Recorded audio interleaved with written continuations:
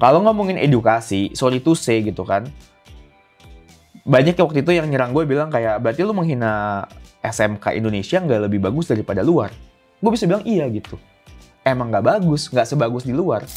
Berapa persen franchise yang menurut lu bagus? Ah, men, 5% kali ya.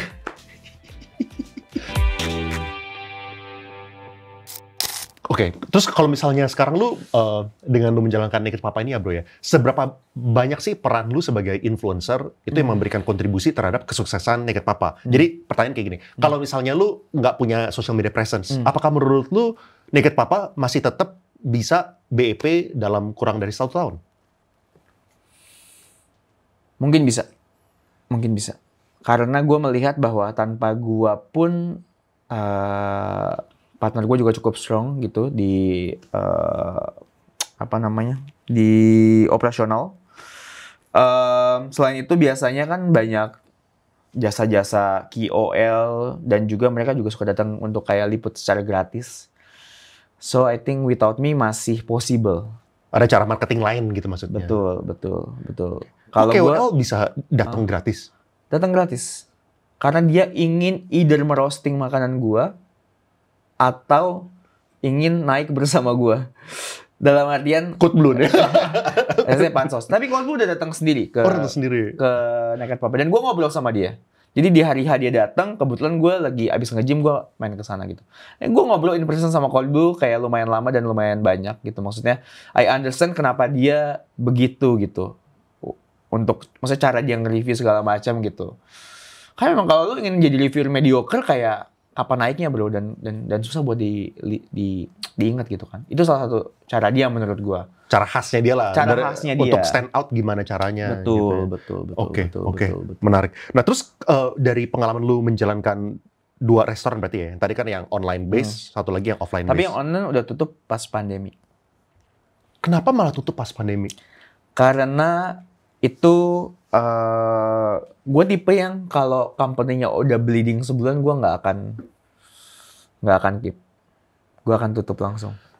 Kenapa? Apakah gara-gara menurut lu kalau misalnya F&B itu udah bleeding, untuk turnaround itu sangat susah atau gara-gara apa?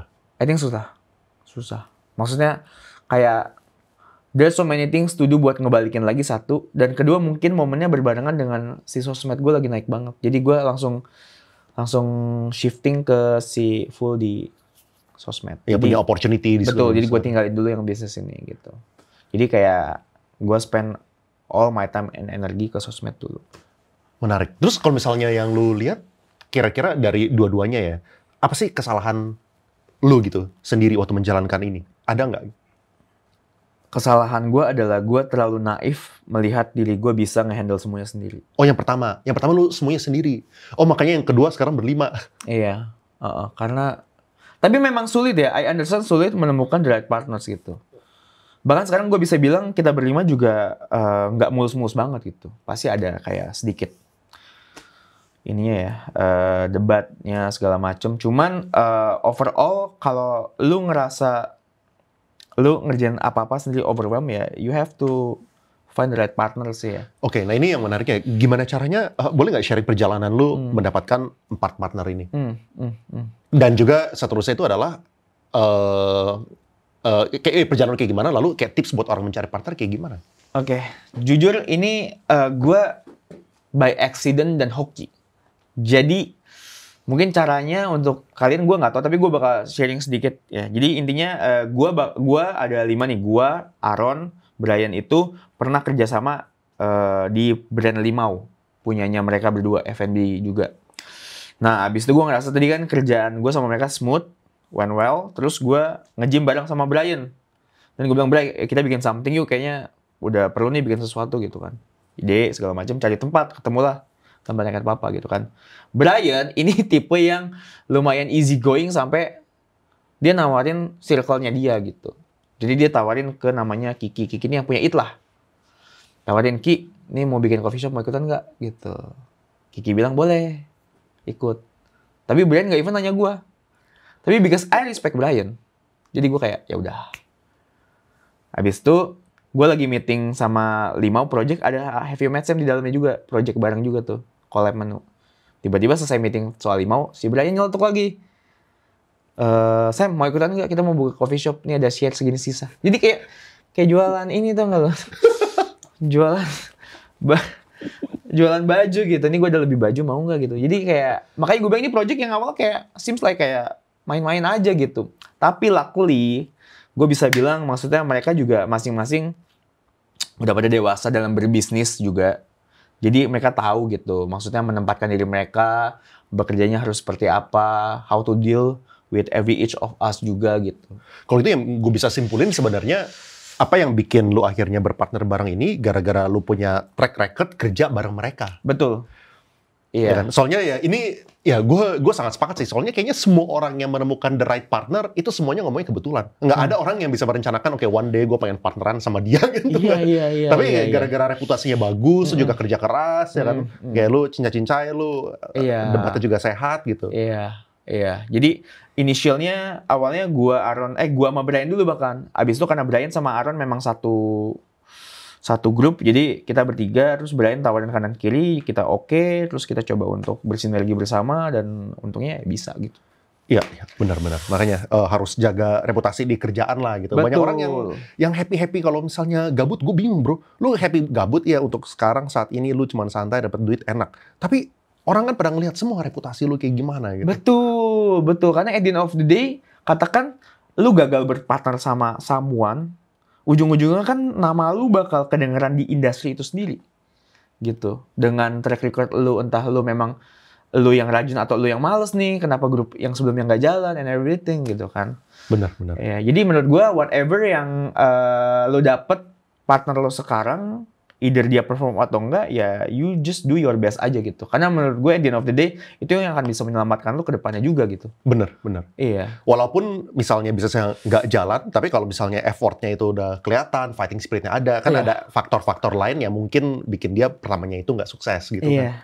Iya. Oke, nih gue move on ke Q&A public nih bro. Ini Iya. ada banyak yang nanya, cuman gue filter beberapa aja. Oke. Yang pertama yang lumayan banyak yang komen, jadi gue mohon maaf minta menanyakan ini lagi. Tadi lu udah bilang lu udah malas kejawabnya. Kenapa juara MasterChef kebanyakan Cindo? Tolong bahas dari perspektif yang lain. Oke. Jadi intinya gue bisa bilang itu bukan settingan. Ya, jadi tapi gue juga nggak mau argue sama kalian. Kalian mau bilang itu settingan, itu emang udah titipan RCTI, terserah gitu. Tapi dari POV gue sekarang gue pengen bilang cuman kenapa yang Cindo yang bisa menang gitu ya. Karena kita ngomongin konteksnya dulu nih, konteksnya dalam MasterChef. Berarti gue nggak bilang secara general semua seperti itu ya. Kita ngomong konteks MasterChef. Peserta di dalam MasterChef itu, ya kan memang ada yang backgroundnya sekolah keluar. Ke Licorden Blue, ke Singapura gitu, ya kan. Dan sayangnya di konteks dalam MasterChef ya, yang Cindo ini hampir semuanya punya experience sekolah di luar gitu. Either itu sekolah masak atau bukan, tapi pernah sekolah di luar. Bedanya apa? Bedanya mereka bisa merasakan atau punya referensi masakan-masakan luar yang mungkin di Indo bukan nggak ada, tapi yang nggak sekolah keluar itu nggak pernah nyobain. Jadi ketika lu ngomongin soal makanan, itu nggak cuma skill doang, tapi lidah lu harus teredukasi juga dong. Lu mesti kayak nyobain banyak hal biar di otak lu tahu, oh di dunia ini tuh ada kombinasi rasa A, B, C, dan makanan ini, makanan itu gitu kan. Nah, kalau ngomongin edukasi, sorry to say gitu kan, banyak waktu itu yang nyerang gue bilang kayak, berarti lu menghina SMK Indonesia nggak lebih bagus daripada luar. Gue bisa bilang iya gitu. Emang nggak bagus, nggak sebagus di luar. Itu udah, secara objektif itu udah clear gitu. Bukan gue menjelekkan, emang objektif Mas Dili udah berbicara berbeda gitu kan. Kenapa gue bisa bilang gitu? Ya karena kan gue udah lewatin dua-duanya. Gue pernah sekolah masak di lokal, gue pernah sekolah masak di luar negeri gitu. So I know for sure di luar jauh lebih bagus. Kan emang harga nggak bohong gitu. Plus ditambah ketika lo sekolah di luar, lo ada experience kerja lagi sebentar, industry placement, ya kan, IP. Sama lo setiap lo makan hari-hari pas lo sekolah di luar, kan nambah experience lidah lo. Yang baru gitu. Jadi artinya secara experience dan referensi makanannya itu sendiri, ya kenapa Cindo bisa menang? Ya mungkin mereka punya privilege ke luar negeri untuk sekolah ataupun bisa nyicipin banyak makanan. Dan menariknya lu ngomong ini sebagai orang yang saat itu belum keluar negeri. Betul. Iya, gue belum dari luar negeri gitu maksudnya. Jadi Ya lu keluar negeri setelah lu menang. setelahnya gitu kan. Dan posisinya gue Cindo nih. Ngomong itu jadi kesannya gue belain Cindo. Benar, susah ngomong, Iya, susah ngomong. padahal I don't give a shit gitu. Iya. Maksudnya yang gue bela pun nggak ngasih gue apa-apa. Tapi gue bukan ngebela orangnya. Tapi kita ngomongin secara objektif konteksnya nih. Kenapa di MasterChef? Berarti orang-orang MasterChef aja nih ya. Yang luar gue nggak peduli deh gitu maksudnya. Kita ngomong yang di MasterChef-nya aja. Iya, menarik. Ya. Lu konstan dengan apa yang lu ngomong terakhir lah. Lu terakhir ngomongnya gitu juga kan? Iya. Soalnya ya emang itu yang menurut lu faktanya seperti itu. Iya, gitu. iya. Jadi sekarang kalaupun ini tampil and then gue diserang lagi, I don't care juga sih. But that's the fact gitu. What I can say. Iya. Oke, menarik. Terus ada ini, pertanyaan nomor 2. Plan for Naked Papa, mau dibuat ratusan cabang atau bikin brand baru atau gimana? Tadi di awal udah spill. Iya, jadi kita bakal bikin cabang pastinya, tapi nggak banyak. Karena gue pengen di Jakarta tuh cuman at least, maksimal 4-5. Maksimal. Jabodetabek kita ngomong. Dan gue nggak akan nge-franchise. Karena menurut gue punya tanggung jawab yang lebih ketika gue franchise ke orang. Dan itu jadi beban gue gitu. Maksudnya, kalau gagal kayak beban moral aja gitu. Jadi mendingan kalau gagal ya biar on me, bukan on you. Ya, terus kalau misalnya lu buka ke investor yang kayak tadi, investornya itu investnya ke per cabang atau ke ininya, apa namanya? Kepalanya gitu, ke HQ-nya gitu. Iya. Kemarin ada 2 opsi, tapi kita ngambil yang invest cuman ke cabang. Dan tapi dia nggak dapat equity at all. We just invest and then kayak we give them back kayak every month. Menarik ya. Bentuknya apa itu? Debt? Something like that. Tapi nggak ada collateralnya at all. Jadi gue nggak ada jaminan apapun. Based on trust aja.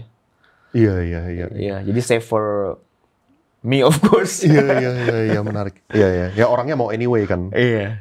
Ya itu menarik sih. Banyak orang juga yang ngerasa janggal dengan skema seperti itu. Tapi I have to say, pengalaman pertama kali gua fundraise juga seperti itu. Pertama kali gua fundraise, gua ditransfer duitnya 20M ke pribadi, nggak pakai kontrak. Jadi I can understand where you're coming from gitu jadinya. Ya untungnya itu went well lah gitu that investment. Nah terus apakah sekolah kuliner itu penting untuk jadi chef? Gue bisa bilang nggak penting. Kenapa? Karena kalau lo emang niat pengen jadi chef, lo berangkat dari kerja itu udah cukup. Tapi kenapa ada pendidikan chef? Karena tujuannya untuk nge-speed up jenjang karir lebih cepat. Gitu tujuannya. Kayak, menurut gue gini, kalau kita ngomong konteks yang lain, misalkan kayak mekanik gitu. Tukang benerin servis motor gitu misalkan. Bisa nggak dia jadi mekanik motor belajar dari temennya aja di bengkel hari-hari, dia tongkrong situ terus ngeliatin? Mungkin bisa. Ya street smart aja gitu, bisa. Bukan nggak bisa, pasti bisa. Tapi kalau compare sama lulusan SMK, teknik, pasti dia punya cara lebih efisien, lebih rapi, lebih terstruktur, ya kan? Dan itu yang dimaksudkan dengan pendidikan di kuliner.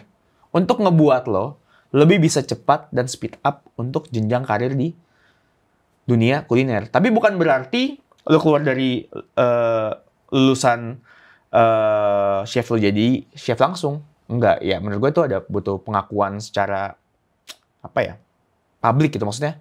Buat gue untuk menjadi chef kayak lu nggak bisa bilang kayak gue chef gitu, tapi harus kayak you gotta earn that title gitu. By what? Ya by experience. Mungkin lo di industri. Sama kayak dokter gitu maksudnya. Ya kan? Lo keluar lulusan kedokteran, kan belum jadi dokter langsung. Lo mesti ngikutin beberapa industri dulu segala macam kan. Nah maksud gue kurang lebih chef and doctor quite similar gitu. Nah ini balik ke yang tadi bro ya, yang pertanyaan pertama yang lo nggak suka jawab. Nah apakah peserta MasterChef lainnya itu, mungkin mereka nggak punya kesempatan buat pergi ke Le Cordon Bleu gitu misalnya kan. Tapi kan bisa aja banyak dari mereka itu yang juga memiliki pengalaman sebagai chef gitu kan. Betul. Atau yang lu lihat peserta-peserta itu jarang. Yang udah pengalaman mereka nggak mau ke MasterChef. Jadi intinya kalau lu profesional yang literally profesional itu nggak boleh ke MasterChef. Oh profesional tuh nggak boleh ke MasterChef? Nggak boleh. Yang boleh lulusan sekolahan sekarang. Bahkan zaman gua, LCB itu nggak boleh loh. Oh lulusan Le Cordon Bleu nggak boleh? Nggak boleh. MasterChef. Dulu zaman gua. Tapi gue percaya kenapa memang akhirnya perlu dibolehkan. Karena biar food scene-nya juga semakin terupgrade gitu. Kan jelek, masa ayam bakar lagi yang dilihat. Kan mesti ganti kan. mesti kan jadi lebih modern, lebih internasional masakannya gitu. Makanya akhirnya diperbolehkan lulusan kuliner ikut ajang MasterChef ini gitu. Itu dari POV gue ya. Dari gue ngeliatnya gitu. Oke. Pertanyaan selanjutnya nih bro. Apakah owner F&B wajib paham detail urusan dapur sampai resep? Atau hanya hire the right people with SOP? Lalu dia juga nanya, bagaimana antisipasi koki yang dibajak? Kalau misalnya SOP udah dibikin, dia tinggal copy paste. Sebenarnya lebih bagus lu tahu basic apa yang lu jual. Jadi kalau misalkan ada trouble yang head chef-nya ini nggak bisa handle, at least lu bisa bantu pikirin. Karena to rely to someone yang emang nggak di dalam si company-nya juga sulit ya. Maksudnya sense of belonging-nya beda. One day dia bisa cabut bener. Kalau dia cabut lu gimana kan? Jadi lebih parah gitu loh. Lebih kacau restorannya gitu. Jadi either lu punya basic knowledge tentang produk yang lu jual, atau lu delegasiin ke someone yang memang lu percaya dan yakin ketika dia cabut dia nggak berusaha untuk fuck it up gitu. Tapi lebih keluar dengan sopan, dalam artian cari penggantinya dulu, dia coba untuk transfer ilmu ke head chef barunya gitu. Tapi kalau untuk menghindari chef yang ngebajak resep, menurut gua udah sulit ya. Maksudnya, resep kan bukan sesuatu yang dilindungi gitu. Maksudnya nggak ada menurut gua. Lu ganti garam 1 gram juga, it's not your recipe anymore gitu. Dan even sama resepnya juga kayak, pernah nggak lu melihat ada di pengadilan dituntut gara-gara lu resep gua nih anjing? Nggak ada bro. Jadi ya that's the industry gitu. Just have to terima aja udah. Mau gimana lagi? Benar. Kalau itu lebih ke eksekusinya kali ya. Dia bisa punya resepnya, tapi dia belum tentu bisa mengeksekusi. Bisa sama juga bro. Makanya suka ada kayak teko leko. Sama teko leko. Biasanya kayak warung teko, warung leko. Oh. Kayak kan? Atau kita ngomong Soeharti, suami istri cabut. Resepnya sama cara sama. Tapi lo nggak bisa nuntut kan? Ini resep gue nih. Ya itu fakta industri. Ya fakta industri gitu. Oke. Pertanyaan selanjutnya, gimana caranya thrive jadi seorang chef? I believe ada faktor luck juga ya. Maksudnya lo ngomong kerja keras dengan segala strategi dan kayak image yang mau lo bangun gitu, let's say. At the end of the day, I think ada faktor lucknya gitu. Maksudnya gini, lo mau thrive jadi chef apa dulu nih? Chef ada banyak kategori juga gitu ya. Kalau misalnya kita ngomong dari segi finansial ya bro ya. Menurut lu yang lu lihat tuh kayak gimana sih? Yang awal seorang chef itu biasanya bulanannya berapa, menengah itu berapa, lalu kalau misalnya udah high end tuh berapa gitu. Kayak salary band-nya ya. Okay. Nah lalu ya mungkin gara-gara ya gue punya aliran cuma duit kali ya. Jadi kalau misalnya ngomong thrive, ya lu thrive apa gitu ya. Kalau misalnya gue bandinginnya berarti thrive posisi duit lah. Ya, posisi. Iya, thrive posisi. Oke. Kita ngomong dari angka dulu, lalu gimana cara supaya get there gitu. Oke. Misalkan kalian chef baru terjun ke industri 1 tahun nih, pasti gajinya UMR atau di bawah. Realitinya gitu. Kalaupun nyentuh UMR biasa plus service and tips. Ya kan? Gimana cara lu naik ke atas adalah, ya lu mesti kerja lebih keras. Show to owner, to your head, to your leader gitu. Kalau lu emang eager to be better gitu as a chef gitu. Dalam artian lu nggak ngeluh dikasih kerjaan lebih, ya kan? Lu ngerjain semua sesuai SOP. Lu ada inisiatif yang tujuannya untuk ngebagusin produk, service, flow. Nggak mungkin menurut gua ownernya atau leadersnya nggak lihat. Nggak mungkin. Pasti lihat. Kalaupun terburuknya nggak dilihat, sehingga lu susah dipromot, at least keep that attitude buat next jobnya gitu kan. Karena buat lu udah terbiasa nih, buat kerja to do the extra miles, buat lu udah jadi habit. Lu kemanapun, ada chance at least dilihat dan lu dipromot naik gitu. Dan itu caranya untuk strive bisa lu jadi head menurut gue. Karena nggak mungkin lu dikasih tanggung jawab lebih kalau lu nggak mencoba untuk showing your capacity untuk to do the extra miles gitu. You have to do the extra miles, owner, leaders bisa lihat, dan lu bisa dikasih tanggung jawab lebih dengan gaji lebih. Level yang tengah ini berarti sebagai team lead gitu maksudnya? Iya. Bahasanya apa kalau misalnya di chef? Kalau kita ngomong di dunia kitchennya sendiri ya, itu kita sebut sebagai CDP, Chef de Partie, let's say. Chef de Partie itu kita ngomong kitchen yang lebih luas, let's say Union Group deh misalkan gitu kan. Union Group tuh pasti biasa ada CDP. CDP untuk di section let's say cold kitchen pastry-nya. Untuk ini area appetizer nih gitu misalkan. Dia yang jaga gitu pokoknya Iya. bagian situ. Atau ini area main course nih. Atau appetizer and salad jadi satu gitu. Nah itu biasa ada CDP-CDP-nya. Atau kalaupun nggak ada CDP-nya, itu biasa langsung ke sous chef. Jadi sous chef atau CDP itu biasanya ya itu kan Prancis ya.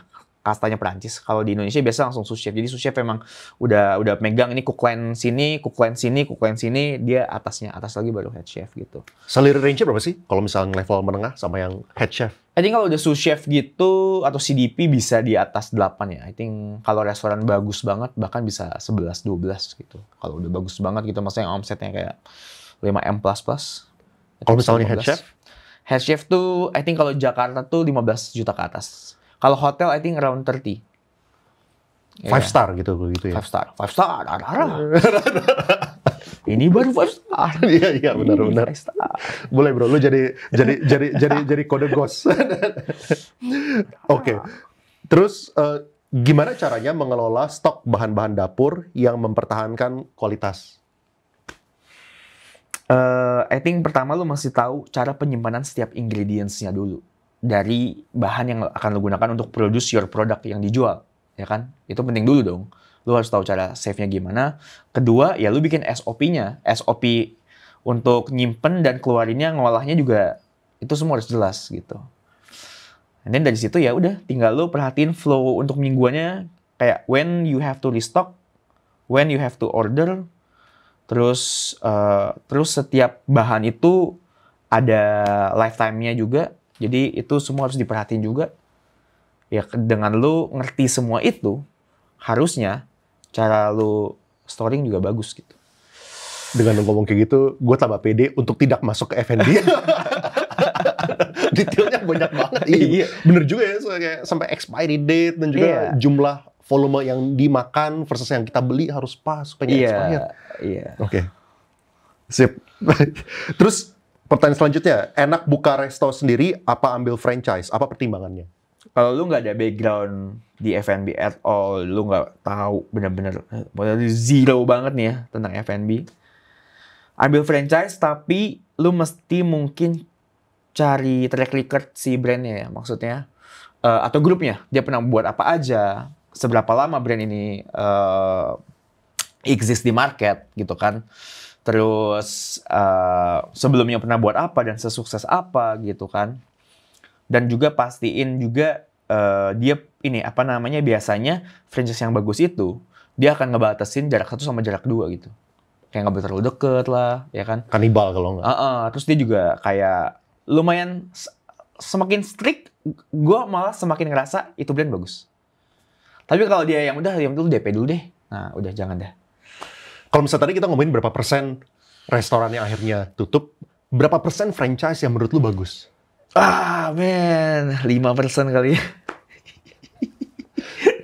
Iya. Ya, kita mendingan ngomongin apa adanya supaya daripada orang nyemplungin duit habis itu ini mendingan lo jauh lebih hati-hati kalau gitu. Tapi tipsnya berarti tadi ya, ngelihat historical track record, lalu dia strict atau enggak gitu kan. Betul. Jangan yang ngegampangin, yang penting terima duitnya aja gitu. Menurut gue semakin strict, semakin bagus.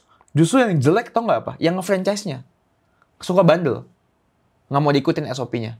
Jadi kadang ada dua sisi nih. Yang salah tuh sebenarnya yang punya brand, nggak punya SOP yang jelas, atau lu yang sebagai si franchise-nya bandel.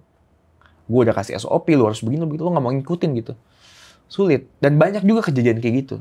Ada nggak sih franchise itu yang sebenarnya tuh autopilot, atau franchise itu sebenarnya masih membutuhkan involvement si owner? Misalnya kalau misalnya autopilot, maksudnya itu sampai kayak rekrutmen SDM-nya, semuanya tuh udah di-handle sama franchise itu. Ada nggak sih?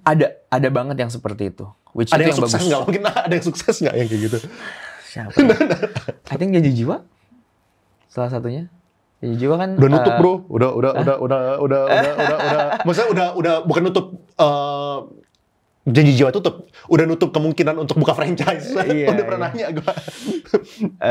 Dia akhirnya banyak yang dia buyback. Iya, banyak akhirnya buka sendiri. Gara-gara itu bandel. Pada bandel. Capek ngurusin. Betul. Mendingan di buyback, dia kerjain sendiri gitu. Iya. Janji Jiwa, gue orang baik, gue maunya taruh diem aja.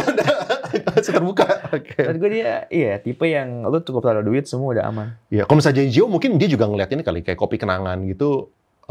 Dia kan nggak ada franchise kan. Nggak Mungkin ada. mereka lihat tergiur sama ini duitnya lebih kencang, jadi dia udahlah nggak usah franchise. Kalau bisa buka sendiri lebih banyak duitnya. Iya, cuman ya mungkin apa ya? Nggak tahu ya, gue nggak bisa komen kalau kedua brand besar itu. Iya. Kita komennya di belakang aja nanti. Iya. Kayaknya dari gaya-gayanya udah tahu kayaknya. Oke. How can we maintain food and service consistency in a restaurant? Maintain untuk konsistensi, I think satu basic banget ya, SOP jelas. Kedua, yang salah dari mindset yang punya bisnis F&B adalah F&B business is not a product business ternyata. It's a people business. Dalam artian gini, you make sure your people that work with you itu adalah orang-orang yang maksudnya memang sesuai standarnya lu. So they can kayak kayak follow your SOP dengan baik juga. Karena kalau orangnya ini nggak bisa follow your SOP, mau SOP lu sebagus apapun, itu berat gitu. Ujung-ujungnya nggak akan sesuai standar yang lu mau dan nggak akan konsisten gitu. Gimana caranya sih meng-hire orang yang bisa membantu untuk menjaga konsistensi itu? Soalnya kan, ya gue tentu nggak punya pengalaman di F&B, tapi yang gue asumsikan adalah yang paling bikin orang capek tuh udah ngerekrut, udah ngajarin, abis itu cabut, udah Tebang ngerekrut. pilih memang tebang pilih. At the end of the day, yang mereka butuhkan adalah gaji yang proper. Menurut gue. Mereka nggak butuh motivasi yang terlalu gimana banget sih, menurut gue ya. Tapi, at least the owner ada di situ memberikan spirit ke mereka. Itu satu. Kedua, gaji yang sesuai dengan apa yang mereka kerjakan. Itu yang paling penting, ya kan? Dan yang berikutnya adalah, setelah gue join, gue ngeliat mereka tuh lebih appreciate kayak lu ada di store untuk mengayomi mereka gitu. Maksudnya kadang mungkin mereka juga udah tahu apa yang mereka mesti kerjain gitu. Cuman kayak you just need to show up buat kayak you're here to Support gitu ya. support gitu. Oke, pertanyaan selanjutnya. Will Ghost punya kripto nggak? Ada. Gue FOMO banget sama kripto dari dulu. Jadi Dari dulu, dari siklus sebelumnya? Dari siklus sebelumnya. Dan gue nyangkut banyak banget. Iya, nyangkut. TKO, tolong ya TKO ya. Naik dong. TKO. Beneran TKO. Beneran TKO. Ditinju sama siapa? Beneran TKO naik koinnya. Tapi lu bukan Bitcoin, tapi lu mainnya altcoin. Dulu, jadi kan gue sempet kayak beli yang kayak Bitcoin, terus abis itu gue jual, udah cuan, abis gue beli altcoin, segala macam gitu. Jadi yang gue pikir sekarang altcoin semua. Iya.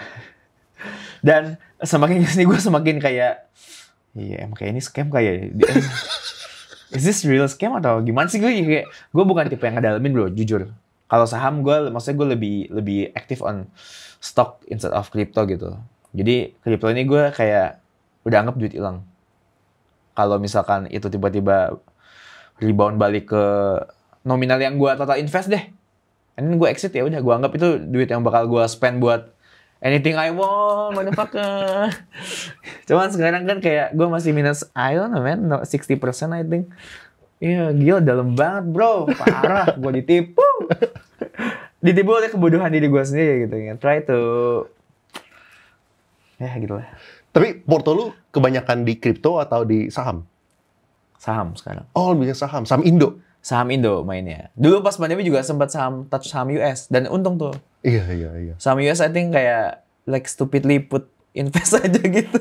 And then kayak after pandemi naik 2 kali lipat ya udah gue cabut semua. Iya. Dan investnya nggak banyak waktu yang di US. Yang di Indo lumayan gue. Dan di Indo maksudnya gue banyak belajar ya. Maksudnya banyak belajar kayak gue bukan tipe trader yang terlalu ngedalamin banget gitu ya maksudnya. Tapi kayak somewhat udah kebaca gitu siklus kalau di Indo gitu, yang di Indo ya.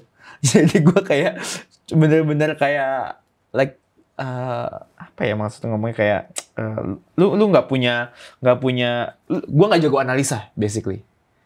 Tapi gue coba untuk baca siklus setiap ininya aja dengan makro news segala macam. I think udah boleh lah gitu. TKO ya berarti ya pegangannya. Jangan sampai TKO, kalau bisa bangkit. Oke. Feeling gue sih TKO selama Pertanyaan selanjutnya nih bro. Will Ghost ganteng dan imut. Gimana cara jaga kegantengannya? Ini kayaknya cewek nih. Ini udah punya istri ya by the way. Anak juga ada 2. Anak gue 2. Nge-gym bro. Nge-gym. Ada skincare-skincarean gitu? Ada gue juga. Jadi nge-gym, skincare. Terus gue juga facial. Iya. Tapi it sounds very apa ya namanya ya? Very nggak maskulin gitu ya, kayak terlalu cewek. Di Indo ya, kalau misalnya di Indo ya. Kalau misalnya di Korea sih totally normal thing. Tapi kalau lu percaya akan hal dimana ketika you look good on the mirror dan lu ngerasa kayak you look good gitu kan, lu makin confidence. Dan itu mempengaruhi ke profesi dan ke pekerjaan, surprisingly. Menurut gua, secara physically, if you look better than you before gitu, akan meningkatkan confidence. Tapi lu secara conscious melakukan itu setelah ada social media presence atau udah dari dulu? Jujur baru 2 tahun belakangan ini. Iya. Sebelumnya gue lumayan gak peduli. Tapi sejak umur 30 tiba-tiba muka gue kayak kusam banget gitu. Kayak habis dilempar pasir gitu. Jadi kayak gue mencoba kayak, gue tersadar dan gue mesti kayak do something about it. Iya. Ya apalagi pressure sebagai public figure kali ya juga lebih besar. Ada. Oke. Ini gimana cara mencegah employee nyolong resep? You cannot, udah nggak bisa dibantu lah ya, udah pasti dicolong. Oke. Terus, apakah F&B stakeholder harus seorang chef? F&B stakeholder harus seorang chef? Nggak juga.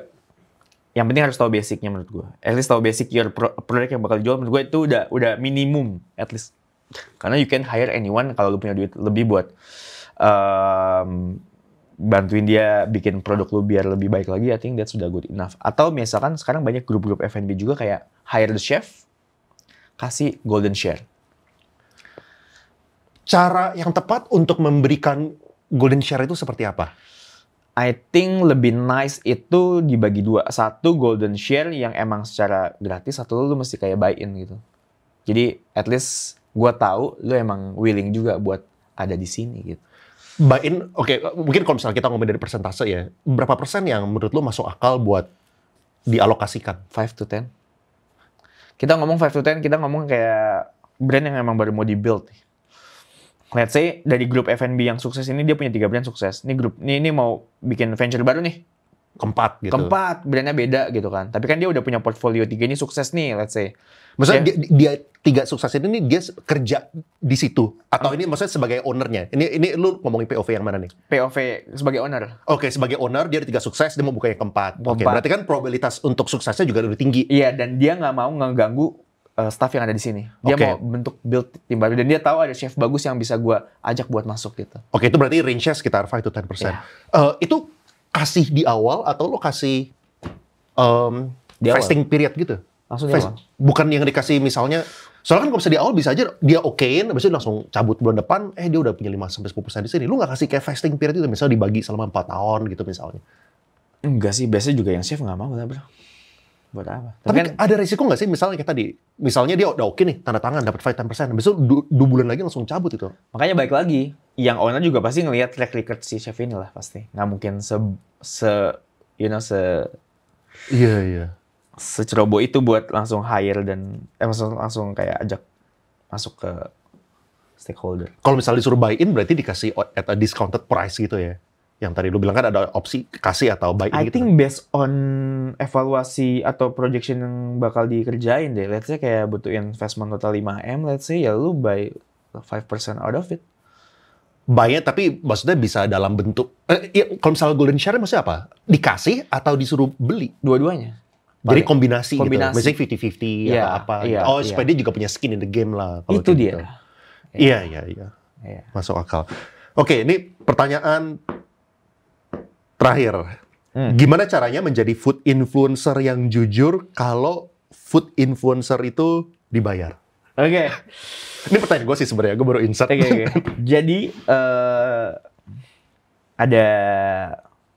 ada 2 ini ya bro, dua tipe. Untuk influencer yang emang baru mau mulai terjun ke dunia content creation ini kan memang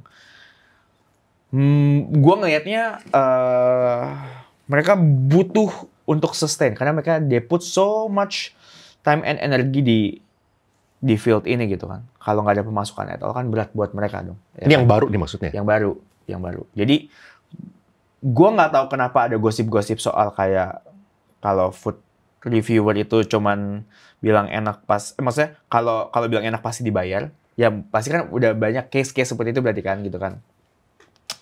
Nah, kalau saran gue lebih baik adalah nggak usah full time banget.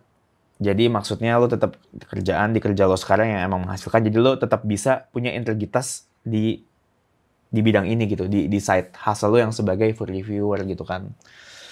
Better lo kasih gratis tapi lo bisa apa adanya. Maksudnya tapi apa adanya bukan berarti kalau jelek lo harus bilang jelek, enggak. Kalau gue caranya gini, gue coba untuk refleksikan ke gue ya, misalkan gini. Gue selalu bilang sama manajer gue Kevin, misalkan kayak ada yang mau ngajak gue untuk kerjasama atau endorse ke restoran sebuah restoran gitu, gue suruh nge-review gitu misalkan. Gue akan coba ulik restorannya itu sendiri. Jadi gue akan nge-stok restorannya itu sampai gue ngerasa gue yakin emang ini sesuai apa yang gue suka gitu dan gue bisa nyampeinnya juga secara jujur bahwa emang gue suka ini gitu loh. Karena kan berat bro zaman sekarang untuk lu say something positif yang emang ternyata tuh nggak sebegitunya gitu. Tapi kan dalam restoran seenak apapun selalu ada dua sisi yang bisa lu lihat, negatif dan positif, right? Kayak makanya yang kalau Coldblue itu selalu melihat dari sisi negatifnya, ya memang mungkin emang lagi negatif, tapi nggak mungkin negatif semua, pasti ada positifnya gitu. Begitu juga dengan apa yang gua review gitu. Misalkan ada negatifnya memang nggak disampaikan. Kenapa? Karena gue punya tanggung jawab, gue dibayar. Jadi gue harus sampaikan yang sisi positifnya yang emang apa adanya. Tapi kan portionnya gue melihat, oh positifnya 80% nih, negatifnya cuma 20%. Dan bukan major. Nah, berarti tanggung jawab gue adalah 20% itu gue sampaikan on private gitu. In private with the chef atau the owner gitu. Menurut gue begini. Alangkah indahnya kalau dibenerin segala macam ini itu gitu kan. Tapi positifnya as it is yang memang gue terima enak. Ya udah.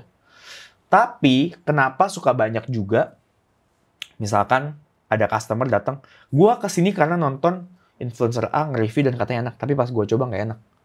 Kadang bukan soal influencer juga gitu. Kenapa? Karena mungkin yang pihak restoran tahu dia diundang, ya udah dia kasih yang terbaik nih buat ini. Tapi nanti untuk yang customer ya udahlah, maksudnya ya as always, maksudnya as regular aja gitu ya udah stok yang ada apa dikeluarin misalkan gitu. Kadang kan sebagai yang reviewer juga nggak tahu bro. Yang dikeluarin stoknya yang emang paling prime buat kita, terus yang lain nggak prime kan kita nggak tahu. Gitu. Jadi, ya PR juga buat para restoran, make sure ketika lo ngundang orang untuk ngasih makanan untuk di-review, make sure itu adalah yang lo kasih juga untuk regular customer gitu. Jadi, konsistensinya kelihatan gitu, ada gitu. Kalau nggak kan, again, yang image-nya jelek jadi dua-duanya. Restorannya jelek, influencer-nya juga jelek. Apakah menurut lu salah untuk seorang influencer itu ngomong kejelekannya juga ke publik gitu? Soalnya itu kan basically yang gue lihat kan mungkin mirip kayak Google review atau kalau misalnya kita pergi ke hotel kayak Traveloka itu kan ada juga kalau misalnya orang nggak happy tuh mereka ngomongin ini jelek gitu kan. Menurut gue sah-sah aja boleh. On public say something bad about the restaurant kalau emang itu buruk, nggak apa-apa. Tapi, we all know tujuannya buat apa nih? Buat kebaikan restorannya atau buat engagement? Itu dulu kan. Spiritnya di mana gitu ya? Spiritnya kemana dulu nih? Oh, okay. Lu try to, untuk buat kepentingan lo sendiri, biar elunya naik. Atau emang kepentingan lu buat biar orang nggak terjebak dan dia juga bisa memperbaiki restorannya. Dan kita nggak tahu nih, spiritnya yang mana kita nggak, yang di luar nonton nggak ada yang tahu. Yang paling tahu yang buat konten itu kan, menurut gue. Gitu. Tapi ada loh cara lain yang mungkin lebih manusiawi, yang lebih sopan. Kalau memang hal yang buruk banget dan lu tahu itu bisa mematikan bisnis orang, ya lu coba kasih tahu secara private lah ke owner atau chefnya tadi. Karena gue juga dulu tipe yang begitu bro. Begitu keluar master chef gue ngerasa kayak I know everything gitu, terus kayak gue try to be, maksudnya kayak semua gue komentarin, semua yang jelek gue say it on public gitu. Oh, dulu awal seperti itu. Iya, and that was, tapi nggak separah si Kode Biru ya. Kode Biru kamu parah kamu. Tapi ya intinya gue abis ngobrol sama dia, gue tau POV dia dan gue mencoba untuk mengerti lah. Makanya kalau lihat kontennya sekarang udah better I think ya. Iya. Karena I think that's his exit plan juga. Menurut gua gitu. Oh, setelah HSS jadi Iya. tambah medianya, bisa jadi tambah manis ngomongnya gitu. Oh. Bisa lah dia menempati itu gitu. Nggak ekstrim lah, nggak terlalu ekstrim gitu kan. Iya, jadi better kalau gua pas tahu masukan ke restorannya langsung. Kalaupun dia nggak terima, it's okay. Maksudnya, you just do your part. Sisanya udah terserah dia dah. Mau selamat atau enggak, mau dengerin atau enggak, udah bukan urusan lu lagi gitu. Dan ya itu yang gue lakukan so far gitu. Misalkan gue kayak ketemu ulet di mana, ya gue kasih tahu ke restoran langsung. Atau gue minum kayak kopi yang udah spoiled banget, let's say gue coba DM aja gitu. Kecuali gini, mungkin gue suka tipenya suka nyinyir gue. Gue nyinyir parah orangnya. Sarkastik banget. Jadi kalau misalkan komplainan gue ditanggapi dengan tidak enak, ya udah, gue sikat baru. Gitu. Tapi kalau dia juga nanggepin enak segala macam ya nggak apa-apa juga gitu. Karena kan gue juga maksudnya punya bisnis and I know kayak ada beberapa yang nggak happy juga sama service gue mungkin lagi rame banget dan mungkin produknya lagi kurang prime and then mereka kayak complain and everything juga. Ya gue juga melihat bahwa gila, banyak banget yang sopan bro nge-DM bro. Kemarin gue kesini, menurut gue mie-nya itu lengket banget gitu ngegumpel walaupun rasanya enak misalkan. Kan gue jadi tahu. Oh, there's something wrong about my noodle yang mesti gue coba untuk supervise atau gue coba untuk lihat ini salah di mana nih. Penyimpanan kah? Supplier kah? Anak-anak gue yang masaknya salah kah? Kayak gitu, bisa gue bedah gitu. Jadi, menurut gue, kalau lu ketemu makanan yang kurang atau service yang kurang, menurut gue ya just kayak DM aja, kasih tahu ini itu, menurut gue. Dan I think, ya kalau mereka emang bener-bener niat serius di bisnis mereka, ya mereka akan perbaiki itu. At least kayak take a look out of it gitu loh. Dipertimbangkan feedbacknya gitu biasanya. Siap. Yeah. Thank you so much bro for your time. Appreciate everything. Thank you for having me.